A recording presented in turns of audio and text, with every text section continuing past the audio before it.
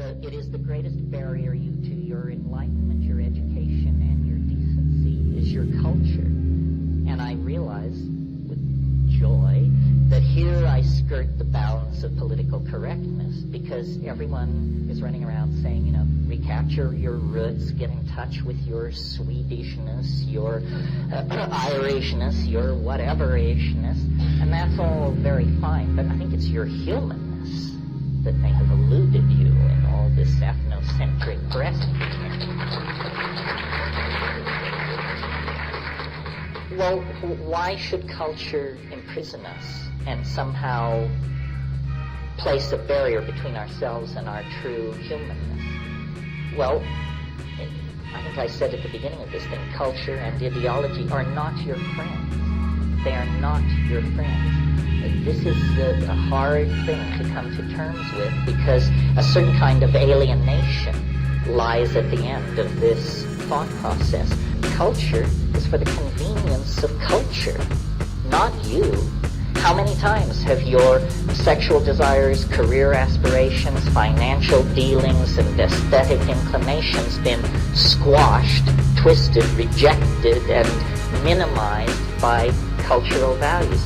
And if you don't think culture is your enemy, ask the 18-year-old kid who is given a rifle and sent to the other side of the world to murder strangers if culture is his friend. These extreme examples should bring it home to us that it's a kind of a con game. It is, in fact, strangely enough, a kind of virtual reality. We have been led to think of virtual realities as something on the screen of a computer or presented through a headset, but that's an electronic virtual reality. The primary technology for the building of virtual realities is language. Once you start talking about race pride, loyalty, our destiny, our God, our mission, it's like building virtual realities. And people begin to treat these things as though they had the substantiality of real objects, and to build their lives as though these things were real. And what is this?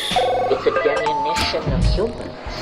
You're choosing to limit yourself to a cultural reality, whether it's the reality of being Utoto or Orthodox Jewish or whatever it is. It's a smaller world than the simple hardware you were born into this universe with.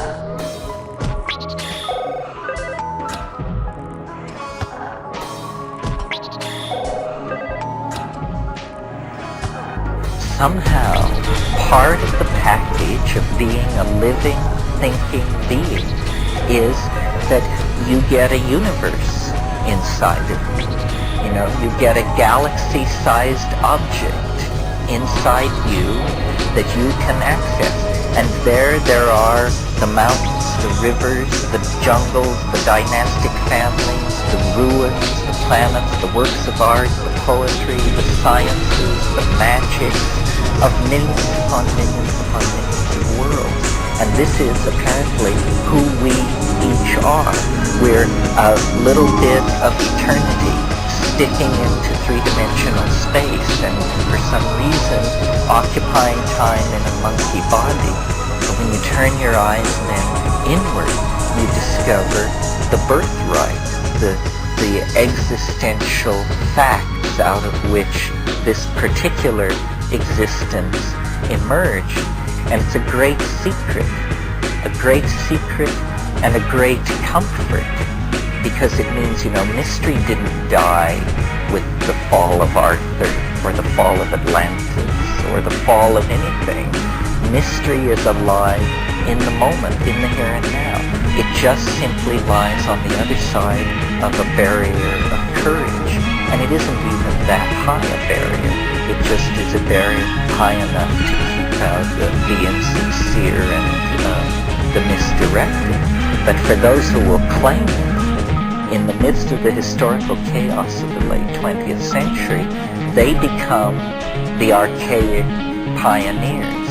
They become the first people to carry the Ouroboros serpent around to its own tail and to make a closure and to to the degree that any one of us has this connection back to the archaic in our life, it makes where we have been make a lot more sense, and it makes where we're going seem a lot more inviting, which it really is, I think.